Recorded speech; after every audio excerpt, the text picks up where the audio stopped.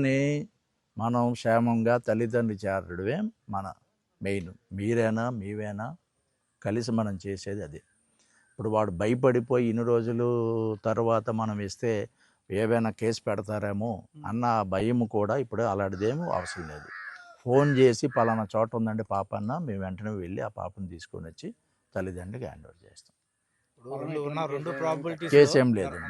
ఉన్న రెండు ప్రాబిలిటీస్లో animal catch అయితే మనకి రిమైన్స్ ఉండాలి. లేదు ఎవరైనా పట్టుకుపోయి ఉంటే ఇంత నెట్వర్క్ నుంచి తప్పించుకునే అవకాశం అయితే లేదు. ఫుటేజ్ నుంచి టవర్ డంపుల నుంచి తప్పించుకునే అవకాశం లేదు.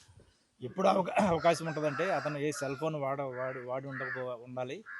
వచ్చిన స్ట్రేంజర్స్ ఎవరైనా కానీ ఈ కొండ ప్రాంతం అంతా తెలిసిండి ఈ జనసంచారంలో రాకుండా కొండల వైపు నుంచి కొండల్లో నుంచి వెళ్ళిపోయి ఉండాలి. ఈ కొండ లాస్ట్ ఎండింగ్ ఇంచుమించు 21 కిలోమీటర్స్ అడ్డ రోడ్డు వరకు ఉంటుంది. కొండలో నుంచి పట్టుకుపోయి ఉండాలి. అంతకు మించి ఈ ఫుటేజ్ నుంచి టవర్ డంప్ నుంచి తప్పించుకునే అవకాశం లేదు. ఎప్పుడు అవకాశం ఉందంటే అతను సెల్ ఫోన్ యూజ్ చేసి ఉండకపోవాలి.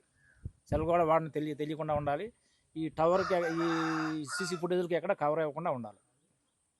కాబట్టి మనం అది జరిగిందా ఇది జరిగిందా అన్నది మనకి ఇంతవరకు కంక్లూజన్ రాలేదు. కాబట్టి ఈ రెండు యాంగిల్స్లో ఇంకా మనం త్వరగా వెరిఫికేషన్ జరుగుతూనే ఉంది. పాప ట్రేస్ అయ్యే వరకు జరుగుద్ది.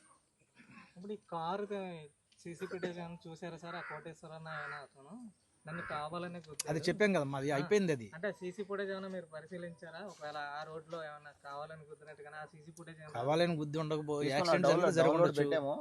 అతను చెప్పిన నంబర్ కూడా అది కార్ నంబర్ కాదు, అది లారీ, అశోక్ లైలాండ్ లారీ. ఇది దట్ అతను ఏదైతే ఫోటో పెట్టారో ఆ కార్ని ఆ రోజునే మనం ఎగ్జామిన్ చేసాం. అది మన ఫుటేజ్ లో ఉంది. ఇప్పుడు ఎక్కడ ఏదైతే యాక్సిడెంట్ అయితే ఉందన్నదో వాళ్ళు కేసు రిజిస్టర్ చేస్తారు. కన్సర్న్ పోలీస్ స్టేషన్ యాక్సిడెంట్ మీద యాక్షన్ తీసుకుంటారు కదా. ఇప్పుడు మన పత్రికల్లో అసత్య ప్రచారాలు అంటున్నారు. మీరు ఎందుకు